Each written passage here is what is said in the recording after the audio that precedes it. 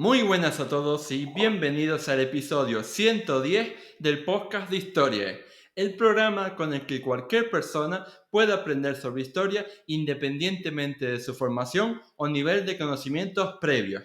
Soy Óscar Hernández, historiador y divulgador histórico. Me puedes leer en mi web Historia y puedes seguirme y contactar conmigo en mis perfiles en Facebook, Twitter, Instagram, YouTube y TikTok. En el mundo de la divulgación histórica siempre hay una serie de temas, una serie de cosas que se repiten hasta la saciedad y que no nos permiten ver el resto de cosas interesantes que hay, incluso sobre esa misma temática, sobre ese mismo personaje, ese mismo proceso, etc.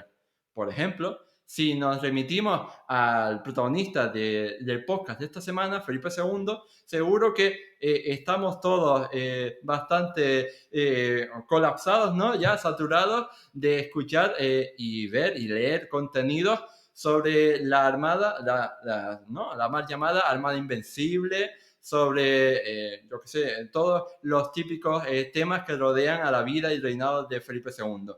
Por eso, puestos a hacer un programa sobre la vida del rey más poderoso de nuestra historia, quería hacerlo sobre algunos temas que son tremendamente interesantes, al menos en mi opinión, pero que no habían recibido ese esfuerzo divulgativo que sí habían recibido otros procesos, otros personajes y otras guerras famosas de su reinado.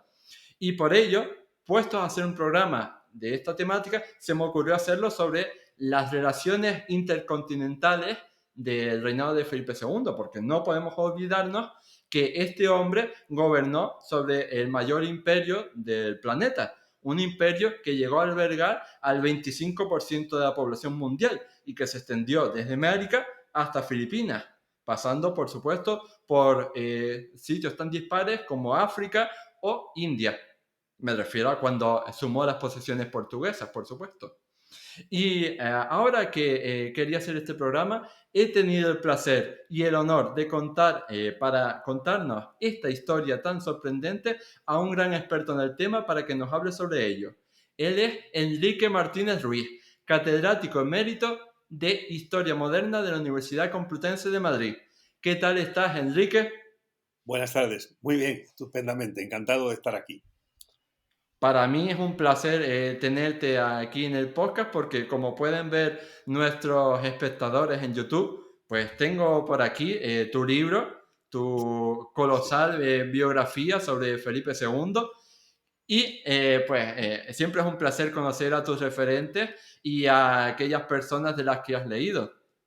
Así que muchas gracias por estar aquí. No las merece. Es un buen momento para todos.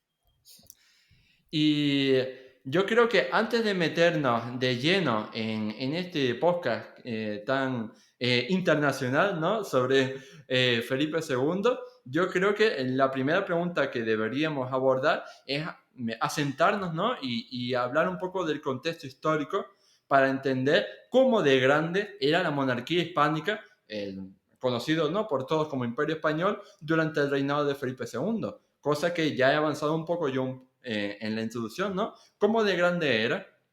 Pues efectivamente, el imperio de Felipe II se constituye con la herencia de los reyes católicos, la herencia castellana, la herencia aragonesa, la herencia de su padre, que es la herencia borgoñona, y luego la herencia de su madre, la emperatriz Isabel, que le proporciona el imperio portugués. En conjunto, eso podría suponer algo así como unos 28 millones de kilómetros cuadrados. Algo realmente, iba a decir inabarcable para la época, pero efectivamente fue abarcado por la burocracia y la administración que implanta Felipe II, en parte heredada de sus antepasados. Y esto hace que los territorios que gobierna Felipe II pues estén en Europa, en África, en Asia y en América. Y lo que es más, sus naves recorren los tres grandes océanos del momento, son el Índico, el Atlántico y el Pacífico. En definitiva, el imperio abarcaba todo lo que en ese momento era el mundo conocido. Mm. Y desde luego, aquí sí que podemos hablar con letras grandes, ¿no? Y en neón sobre la primera globalización, ¿no? O sea, porque Sí, él, al tener posesiones, ¿no? Digamos, en casi todos los continentes, pues... sí, es que en ese momento se puede hablar de una globalización geográfica, porque gracias a la primera vuelta al mundo de Cano, pues la Tierra coge sus verdaderas dimensiones, que van a ser conocidos para el resto del mundo, y se puede hablar efectivamente de la globalización geográfica. Pero es que con Felipe II se produce también una globalización política, porque él va a reunir los dos imperios más extendidos que había en ese momento, el castellano y el portugués, y esa frase que se le atribuye, que realmente no tenemos certeza de que la dijera, pero aunque la pudiera insinuar, de que en sus dominios no se ponía el sol, pues era una realidad. Igualmente hay una realidad, una globalización económica, porque esas partes del mundo, sobre todo Asia, América y Europa, pues están integradas con un sistema de comunicaciones que permiten que se reciban los productos más diversos de cualquiera de esas tres partes del mundo en las otras. Y es una dimensión comercial, pues como no se había tenido hasta entonces. Y va a perdurar pues hasta el siglo XVIII. Y el gran hacedor de esa globalización es indudablemente Felipe II. Mm. A la hora de abordar este programa vamos a ir tocando un poco las distintas posesiones o los distintos países, los distintos estados con los que Felipe II contactó. Y yo creo que el primero debía ser, por supuesto, los virreinatos españoles en América, porque son con los que mayores relaciones teníamos. Así que si quieres, puedes empezar por contarnos cómo fue la relación de España durante el reinado de Felipe II con los virreinatos españoles en América. Cuando efectivamente los españoles se van asentando en América, pues lógicamente hay que introducir unas normas y unas instituciones de gobierno que puedan hacer viable el funcionamiento del territorio. Y allí se va a hacer un trasplante de las instituciones que ya existían en la península. Tenemos que tener en cuenta que el imperio español o la monarquía hispánica, como queramos llamarlo, se constituye mediante una suma de reinos que conservan su propia idiosincrasia, su propia fisonomía, su propia estructura institucional, en fin, mantienen su personalidad en todos los sentidos. Y el punto de unión de esa suma de territorios es justamente el monarca. Pero el monarca no puede estar en todos sitios. Entonces tiene que crear una autoridad en la que delega su soberanía o su autoridad, como queramos llamarlo, es el alter ego del rey, o sea, el virrey. Por eso, aquí en la península, en España, hay un virrey de Aragón, un virrey de Cataluña, un virrey de Valencia, y esa misma estructura de virreyes es la que se lleva a América. En la época de Felipe II ya había creado su padre dos. El de Nueva España, que es el que coincidía más o menos con el actual México y los estados del sur de los Estados Unidos, y el del Perú, que reunía pues la parte central de la América del Sur. Y el mecanismo que tiene pues es prácticamente el mismo que existía aquí en la península. Y Felipe II mantuvo una intensa relación con esos virreinatos, porque en ningún momento pensó que podía ser podían ser como unas zonas de segunda categoría o zonas que no merecieran la atención. Entonces, Felipe pues mostró una preocupación completa por activar y modernizar esos territorios y que progresaran con el paso del tiempo y con la aportación que se estaba haciendo desde España. Motivos o exponentes, digamos, de esa preocupación y apoyo del rey, pues pueden ser muy diversos. Por ejemplo, hay una expedición, la de Francisco Hernández de Toledo, era un médico del rey, que lo envía a Nueva España para que haga un análisis de las plantas que hay en ese territorio y vea sus propiedades medicinales. Allí estuvo el médico desde 1570 hasta 1577. Y fueron 7 años bastante intensos, porque recorrió el virreinato, recopiló plantas, recopiló también muestras de la zoología, sobre todo las especies que menos se conocían aquí, y creó un acervo documental de excepcional importancia. Incluso tuvo que luchar contra una de las grandes epidemias que se desarrollaron en Nueva España mientras él estaba allí.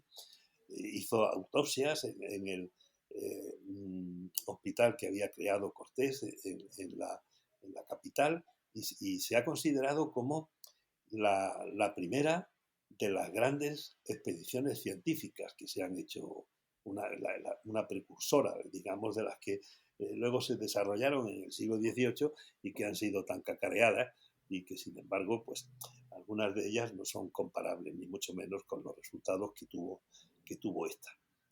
Y este quizás es un aspecto muy poco conocido.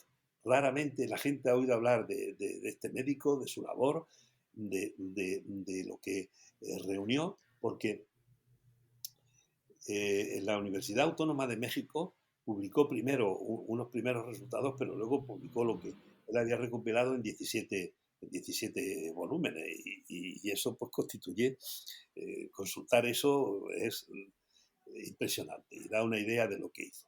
Pero es que moverse por la América española de entonces, pues uno va encontrando testimonios permanentes de lo que allí hicieron los españoles. Por ejemplo, las fortificaciones. Felipe II se enfrenta con el problema de que tiene que defender su imperio, las ciudades, los barcos, y tiene que crear los medios para ello. El más representativo de todos son las fortificaciones.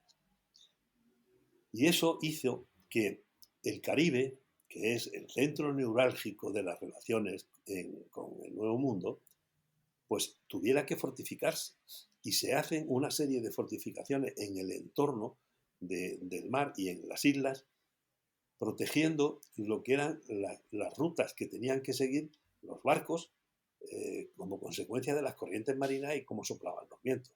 Bueno, pues hay una serie de fortalezas que van jalonando esa ruta y que convierten al Caribe en lo que se llama, en lo que, mejor dicho, los historiadores, sobre todo colombianos y venezolanos, llaman el lago de piedra, por la importancia y la solidez de esas fortificaciones, como puede ser la de San Juan de Ulúa o la de Cartagena de Indias, San Felipe de Barajas, o las de Puerto Rico, el Morro, o la también de Cuba, el Morro, ¿no? Y eso pues es una de las preocupaciones de Felipe II. Pero junto a eso está también el afán de hacer visible al rey allí y hacer visible la existencia de lo que consideraban el Dios verdadero. Entonces empiezan a aparecer las casas del rey, que es pues toda la serie de edificaciones que se hacen para que residan las instituciones que van a mantener la estructura administrativa de los virreinatos. Y por supuesto están las catedrales, Las grandes catedrales americanas se empiezan a construir en la época de Felipe II. La de México, creo recordar que empieza en 1564. No se acaba hasta un siglo después, porque los terremotos y demás. La de Lima igual. La de Lima empieza también por entonces, un poco más eh, eh, retrasada que la de México, pero en 1604, 6 años después de que muera el rey, la Catedral de Lima está casi terminada. Luego los terremotos también la azotarían y también habría que reconstruirla. La de Zacatecas, en Nueva España, pues es por esta misma época. Y luego hay algunas iglesias que son impresionantes. La que está cerca de la capital de México, de Pozotlán, que es donde está ahora mismo el Museo del Arte Virreinal, eso es una maravilla. Entonces, toda esta serie de circunstancias que abarcan todos los aspectos, Felipe II mantuvo un estrecho contacto con los virreinatos americanos. Mm. Y como decía, es muy importante resaltar todos estos temas, ¿no? Como usted decía, con lo de las fortificaciones y demás, porque parece que no hay más temas, ¿no? Aparte de la guerra de los 80 años, la batalla de San Quintín y todas estas cosas. Otro detalle que con frecuencia se ignora y que habla de la extensión del imperio español y del interés de Felipe II es la preocupación que existía por convertir al Pacífico en un espacio que pudiera servir de comunicación o de presencia más clara de los españoles. Y esto, pues, es especialmente significativo porque en tiempos de Felipe II es cuando se conquista Filipinas. Su padre había renunciado a las Islas de las Especias porque el rey portugués Juan III le dio una suma considerable de 350.000 ducados y bueno, pues eso Carlos V, que pasaba por un momento económico bastante delicado, pues bueno, lo aceptó. Pero el emperador ya no volvió a ocuparse de Filipinas.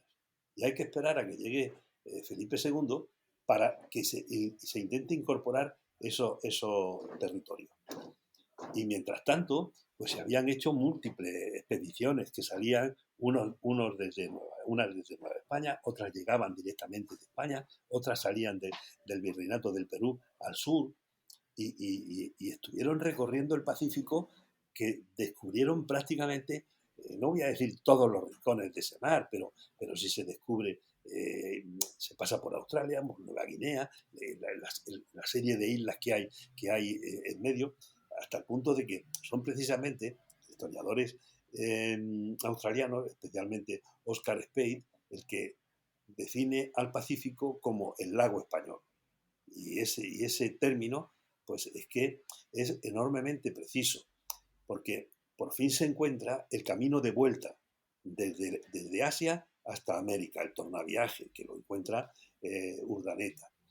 Y hasta el siglo XVIII no encontramos allí, en el espacio, no encontramos ninguna presencia significativa de países europeos. Drake es cierto que cruza el Pacífico en lo que es eh, su vuelta al mundo, pero no hay presencia europea.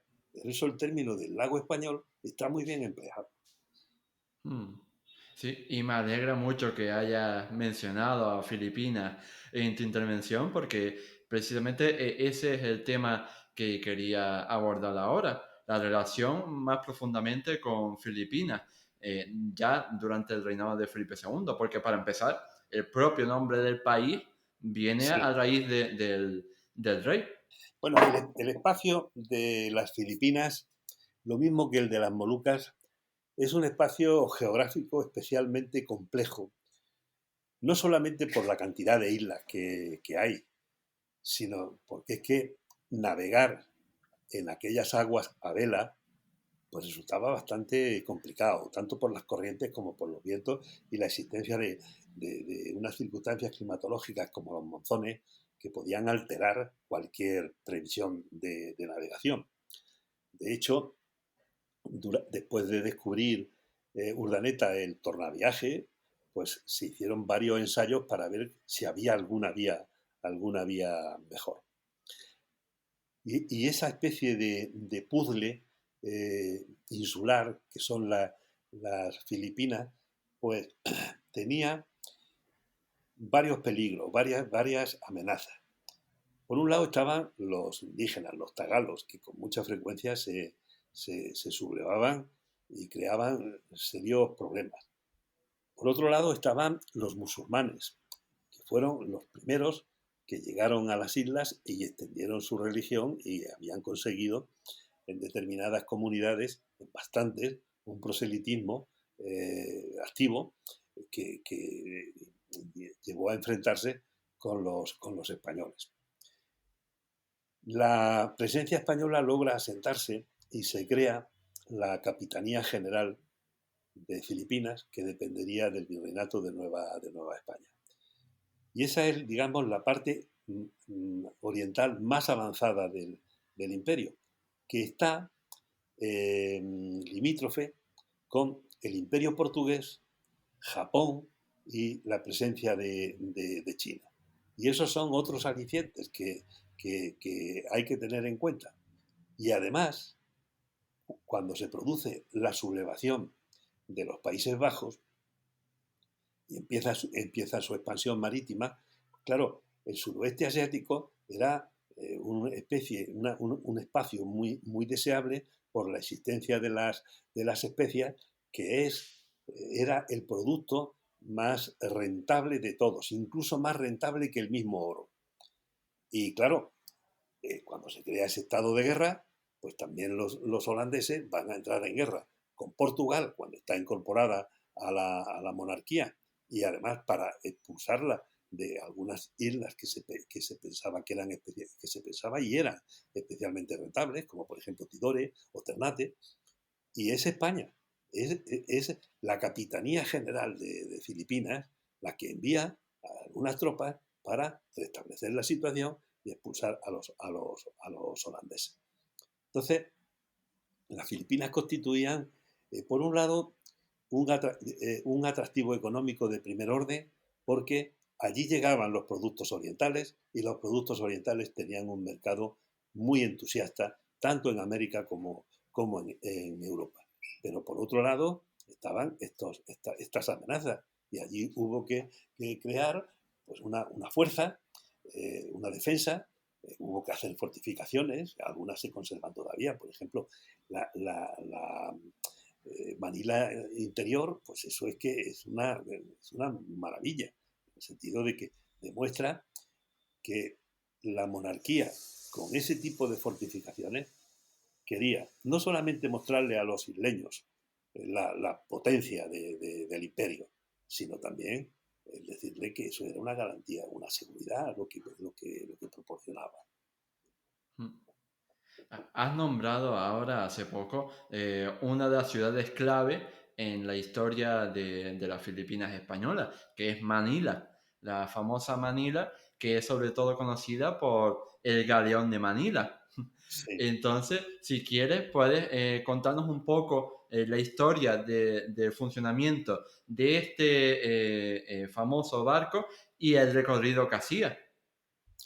Pues una vez que Urdaneta descubre el tornaviaje, que consistió en, una vez que se abandona el archipiélago filipino, se arrumba al norte hasta alcanzar la corriente del Kuroshibo, que no se conocía entonces, a la altura más o menos de Japón.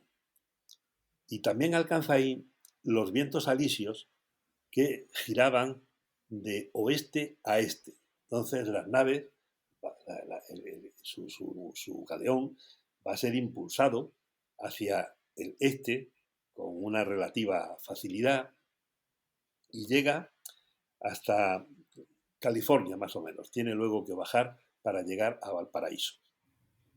Así se establecía una conexión que va a durar hasta 1815, poco más o menos. Y va a ser una de las rutas, durante mucho tiempo, la ruta marítima más larga que existía en el globo. Era esa ruta, se habla de un galeón, a veces no era más de uno, y se conoce con diversos nombres. El galeón de Manila, el galeón de Acapulco o la nao de la China, por los productos que traía de Oriente. Cuando llegaba los puntos de zarpada y arribada de la ruta eran, por un lado, Manila, que aunque luego para salir de Manila tenía que recorrer más islas, sobre todo cuando la capital se estableció en Manila, antes estuvo en, en Cebú, que fue la primera base de Legazpi. Bueno, el caso es que se le llama así porque era el puerto de zarpada o de arribada en Filipinas, Manila, era donde terminaba y empezaba el viaje, y el otro puerto en América era Acapulco, que está en México y es en la costa occidental de ese país. Cuando llegaba allí el galeón, pues normalmente se producía una feria donde todos los comerciantes que estaban interesados pues compraban sus productos o recibían los que ya habían encargado en Manila, que sus corresponsales allí se lo enviaban. Y esos productos iniciaban un camino que conducía primero a la capital del virreinato, a la Ciudad de México, y luego seguía hasta el otro extremo, en el Atlántico, hasta Veracruz. Y allí lo esperaba o estaba, en función de los tiempos, pero se procuraba que enlazara con la flota de Nueva España, que es una de las flotas de Indias que se crean con Felipe II. La otra es la flota de los galeones, pero esa va al sur, va a Panamá y es la que enlaza con Perú. Esta de Nueva España enlazaba con las islas más importantes del Caribe, ibas a San Juan de Ulúa y a Veracruz. Bueno, pues luego esa flota iba a Manila, se reunía con la otra flota, con la de los galeones, y juntas volvían a la península, a Sevilla. Y allí pues teníamos la misma operación. Los que habían encargado los productos los recogían, los que no compraban lo que veían, en fin, se producían pues toda esa serie de operaciones comerciales. Y si pensamos que Sevilla era una especie de puerto de punto distribuidor y que desde el litoral español, desde Cartagena o Barcelona, se tenían rutas que conectaban con Italia, con Sicilia, con Nápoles, incluso con el milanesado, con Milán, a través de Génova, y que desde ahí partía otra ruta que iba hasta Flandes, lo que se llamaba el Camino Español, pues nos vamos a encontrar con que Felipe II conecta con unas relaciones comerciales, administrativas y políticas todo su imperio, desde Manila hasta Bruselas. Increíblemente extenso, como hemos dicho a lo largo de todo el programa. Sí. Y, Por ejemplo, y sin internet, sin eso, internet. por ejemplo, vamos a suponer que el gobernador de Manila pues tiene un problema, el que sea, que se le ha hundido medio palacio, que necesita hacer una casa para los administrativos o que necesita refuerzo. Entonces escribe una carta al rey pidiéndole la solución de ese problema. Y vamos a suponer que está allí el galeón de Manila y que al día siguiente de llegar la carta del gobernador al puerto, el galeón sale. Tarda 4 meses en llegar a Acapulco. Allí en Acapulco hay que hacer una criba, ver qué documentación es para el virrey y qué documentación es para la península. Entonces, la que es del virrey hay que llevarla a México, a la capital. y la otra tiene que continuar hasta Veracruz. Vamos a suponer también que allí está la flota de Indias, y la flota de Nueva España, y que en cuanto llegan las cartas de Manila, la flota se hace a la mar y tiene que llegar a Sevilla. Y en Sevilla tenemos el mismo problema. A ver, ¿qué es lo que viene? De correspondencia oficial, ¿qué hay? Pues hay que llevar a Felipe II a la capital, hay que llevar la que está destinada a él. Entonces llega a la capital la documentación esa. El rey la ve, la pasa a su secretario personal. El secretario personal lleva esa documentación al consejo correspondiente. El consejo correspondiente se reúne en lo que se llama la consulta, da su opinión y a través del secretario va otra vez al secretario real y el secretario real la presenta al rey. El rey estudia ese asesoramiento que le dan y decide. Y cuando decide, envía su carta a Sevilla para que embarque en la flota que va a Nueva España. Una vez que llega a Veracruz, tiene que cruzar todo México hasta llegar a Acapulco, y cuando llega a Acapulco, embarca y tiene que llegar a Filipinas para que la reciba el gobernador. Bueno, pues en todo este recorrido se podía tardar desde 14 o 16 meses hasta 2 años. De manera que en muchas ocasiones algunos de los asuntos que había que planteara el gobernador, cuando llegaba la solución del rey, pues había desaparecido o ya no era operativa esa solución. Bueno, pues a pesar de esta distancia, el imperio funcionó. Claro, si iba a tardar 2 años en contestar una respuesta, pues lo hacemos nosotros, nos buscamos la vida y ya después, si tal, que nos den la aprobación posterior a lo que hemos hecho. Y ahora, a lo mejor nuestros oyentes o espectadores, pues como decía al principio del programa, no sabían o no eran conscientes de que España y Portugal fueron un solo estado entre 1580 y 1640 en la llamada Unión Ibérica. Entonces, al unirse España y Portugal, pues también se unieron, por supuesto, sus respectivas colonias.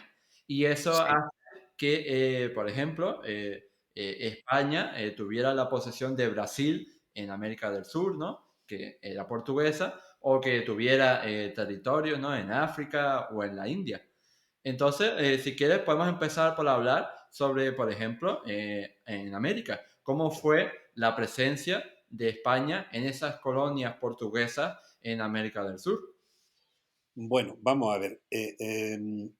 La solución que se le dio institucional a la incorporación de Portugal a la monarquía hispánica fue la que ya existía anteriormente, porque de la misma forma que la corona de Aragón conservaba sus instituciones, el reino de Navarra también conservaba la suya, Castilla la suya, pues a Portugal se le incorporó tal y como estaba organizado y se le incorporó a la unión personal con el rey. El rey era rey de Castilla, rey de Aragón, rey de Portugal, pero los reinos siguieron conservando su independencia. Y la conexión del rey con sus reinos, aparte de los virreyes, que eran los representantes del rey, también había unas instituciones que eran los representantes del reino, que eran los consejos.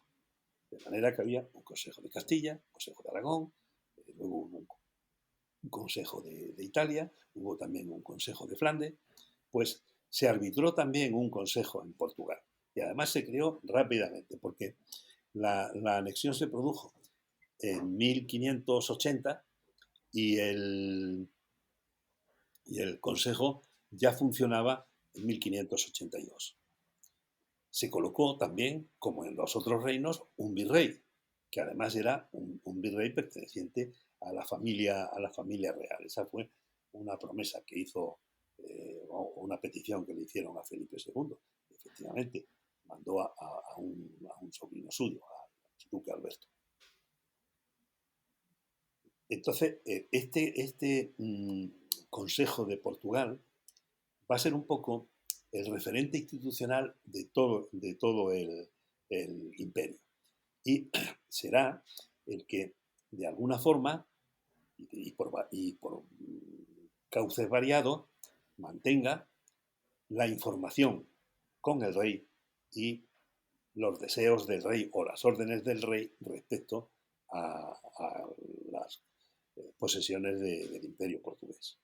Esa evidentemente, es clave la institución. El Consejo de Portugal no tuvo facultades judiciales por la propia idiosincrasia de la organización administrativa portuguesa. Y luego, para cuestiones militares, en general, para cuestiones bélicas, tenía que contar con el beneplácito del Consejo de Estado y del Consejo de Guerra. Porque en esta organización de la monarquía tenemos consejos generales y consejos territoriales. Los consejos territoriales, como indicaba su nombre, pertenecían a un territorio determinado. Consejo de Castilla, Consejo de Aragón, Consejo de Italia, Consejo de Portugal, Consejo de Flandes. Y luego estaban los consejos generales, que eran los que de alguna forma tocaban los aspectos que afectaban, pues, de manera general a todo el imperio.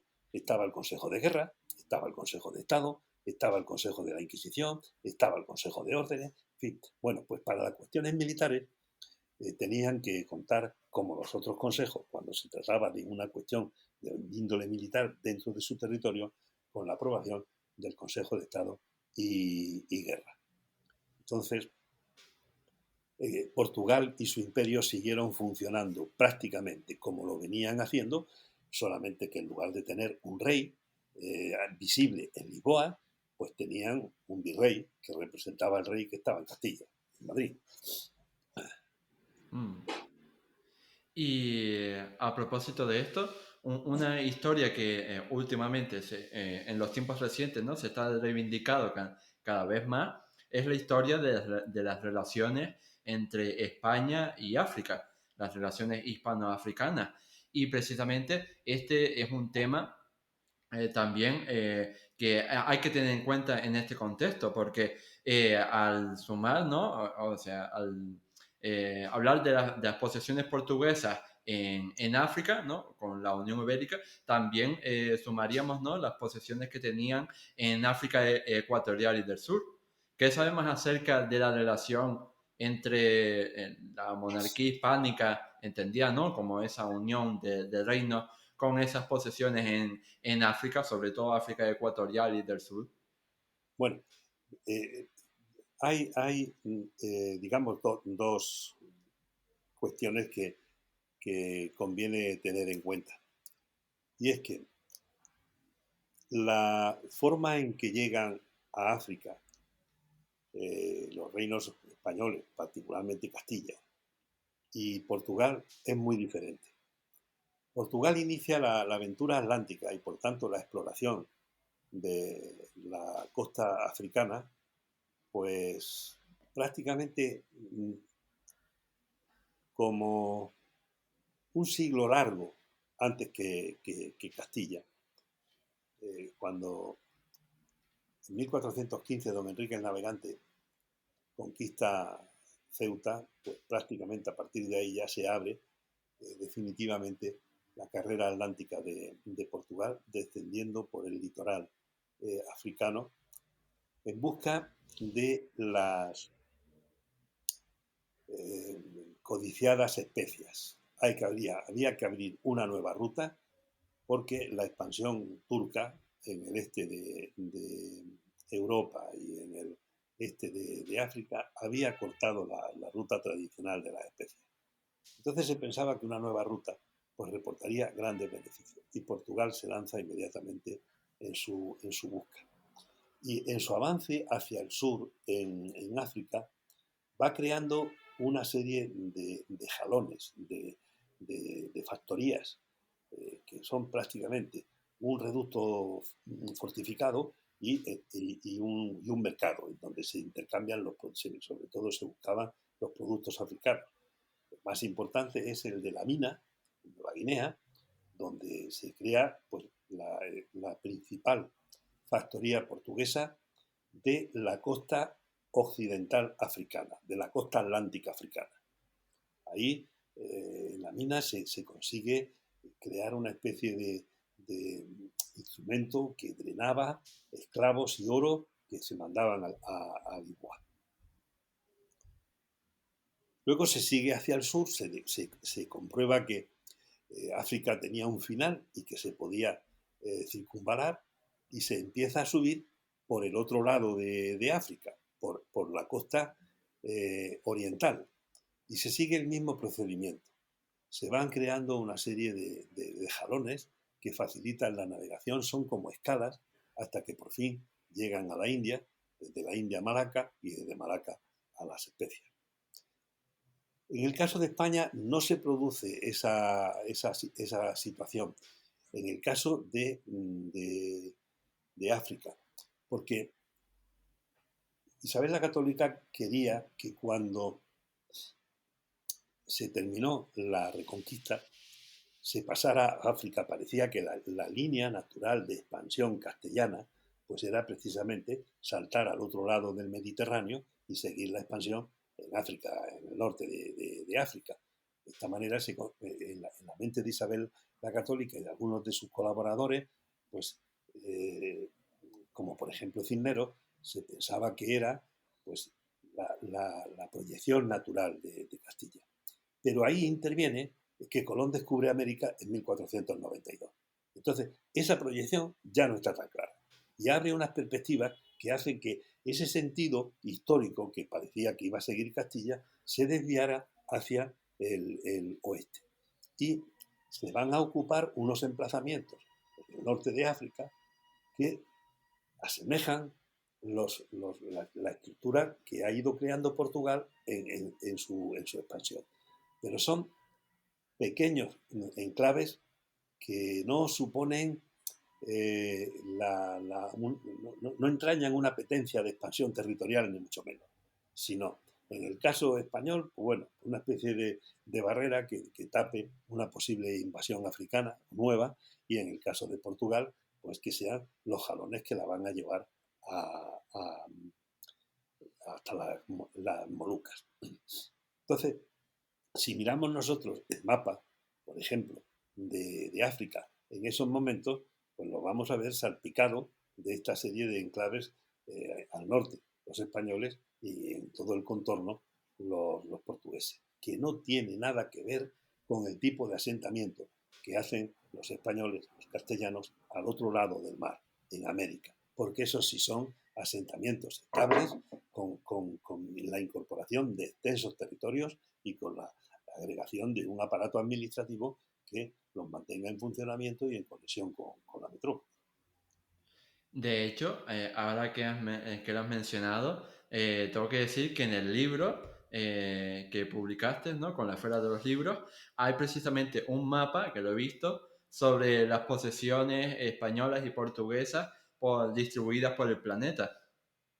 Sí, la verdad es que ese mapa es impresionante, Mm. porque están las posesiones y las rutas, y se ve gráficamente el esfuerzo que suponía mantener semejante estructura. Mm. Y precisamente ahora quería abordar otro de los enclaves estratégicos que has mencionado en esta intervención, que es precisamente uno de los que ya hemos mencionado a lo largo del programa, que es la India. La India, ¿no? Que es que llegaron los portugueses, pero entiendo yo que al estar dentro de la monarquía hispánica, el comercio con la India se generalizó en época de Felipe II. Sí, pero en realidad ya existía.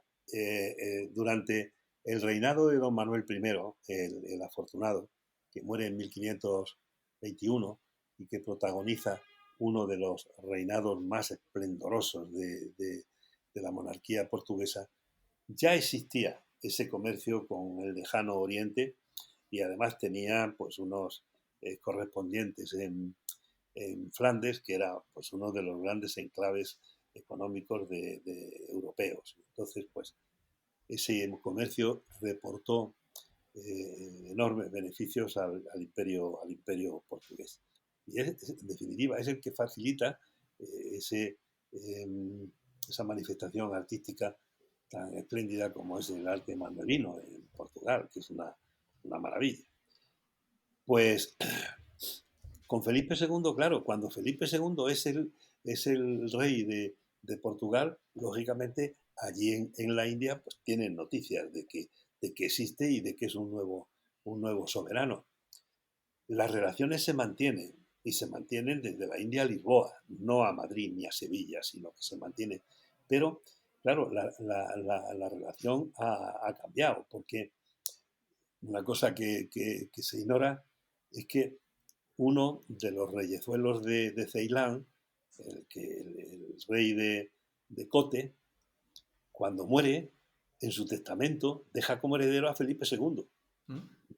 Su, su, su legado, su heredero es el rey, no, no, no otra persona de su familia ni ninguna otra, no sé, autoridad o algo que hubiera en el reino. Es a Felipe II a quien nombra heredero. Entonces la relación, pues evidentemente era una relación buena, fluida en este sentido, que permite hasta incluso conocer con detalle quién era el rey entonces, y como se mantiene la misma estructura, no hay perturbación, no hay ningún cambio que altere una realidad que venía desde décadas anteriores. Mm. Bueno, quería decir que para quien no lo sepa, pues Ceilán es la actual Sri Lanka, Exacto. para aclararlo. Y precisamente para acercarnos hacia el final de este podcast, hacia el final de este programa, quería abrir un último melón, un último capítulo, y es las relaciones entre la España de Felipe II y China, porque evidentemente, estando ¿no? tan cerca, ¿no? Allí en Filipinas, en India, pues tenían que tener muchas relaciones con China. Y de hecho, me consta, porque la vi el sábado pasado, que en el Escorial se exponen incluso mobiliario procedente de China, porque vi una silla que decía en el cartelito, esta silla viene de China. Sí, bueno, esa es, sí, esa es otra cuestión, porque China y Japón son los legendarios Zipango y Katai de la Edad Media. Se pensaba en ellos como unos territorios ricos y para muchos pues, prácticamente legendarios.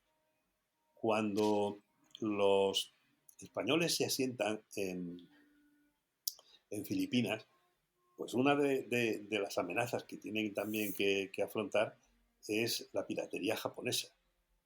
Y de hecho, pues hay algunos choques entre japoneses y españoles, la, que se ha publicado en varias revistas y varios colegas han publicado y la denominación más generalizada era picas contra esta espada japonesa tan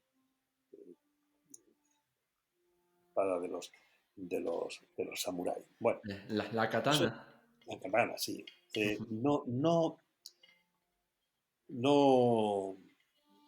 tuvo ninguna trascendencia porque ni los japoneses llegaron a asentarse de manera sólida en Filipinas, ni los españoles hicieron nada en Japón. Con China ocurre algo parecido. Se plantea, claro, que estamos ante otro emporio de riqueza, se pensaba de China, y hubo pues algunas propuestas de, de algunos soldados o capitanes que había en Filipinas.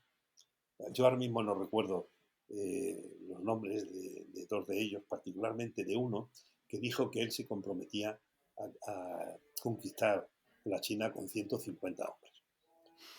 Pero claro, cuando empezó a preparar la expedición y empezaron a recibir noticias de China, esos 150 hombres ya se convirtieron en 15.000 y tampoco tuvo ninguna trascendencia porque ni la empresa se llevó a cabo y además muy pronto se comprobó que China era demasiado grande, demasiado inabarcable, para estando tan lejos del centro neurálgico del imperio, como era la península, que pudiera abastecerse aquello de una manera razonable, tanto si se abastecía desde las colonias portuguesas como si se abastecía desde América. La distancia era enorme y se tardaba muchísimo tiempo y estaba sometida a muchos albures.